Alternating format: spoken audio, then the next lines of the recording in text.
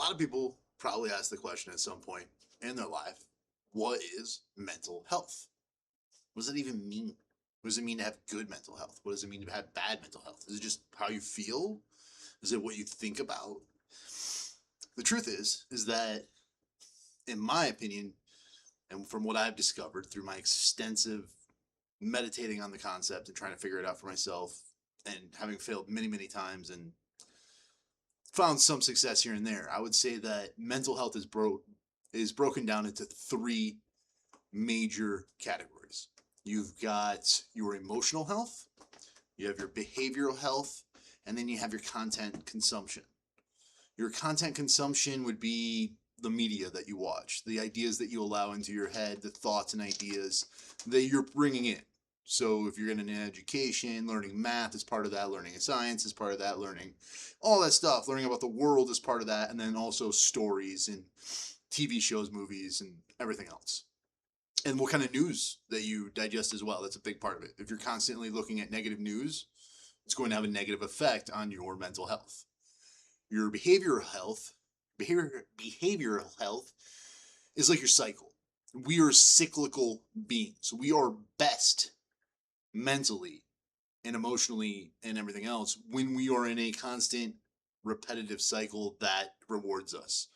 So, just being a farmer out 100 years ago or whatever, and just having your family and the farming in the town and you have your own little cycles and stuff is a much healthier place to be than nowadays where everything is chaos and your behavioral patterns are constantly attacked.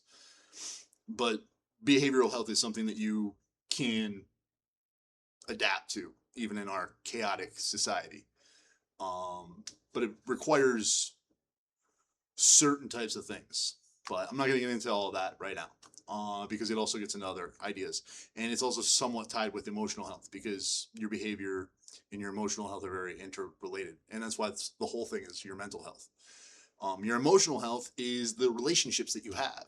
If you are not if you don't have good relationships, if your family is toxic and abusive towards you in any way, shape, or form, if the people you work with, if you're having negative energy put into you constantly from other people around you, that is negative to your emotional health. And then if you are surrounded by people who are uplifting and positive and helpful and mentor you and show you what you're supposed to be doing and help you fit in, that's much more positive for your mental health.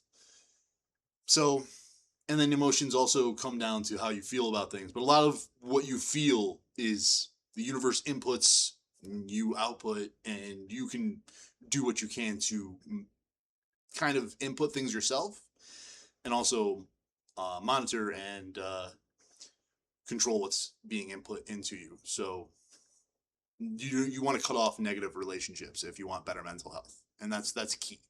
So most people will tell you that getting away from bad mental health or bad people for your mental health is the best thing you could ever do. When I moved out of my toxic parents' house and I was homeless for like a month or two, no, about 4 months. But when I was homeless during that time, I was pretty happy for the first 2 to 3 months. I was psyched. It felt better than ever because I was not in a toxic environment anymore.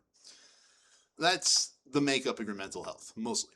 Those three things right there are going to dictate how you feel more than probably anything else. And it's a big thing. It's important.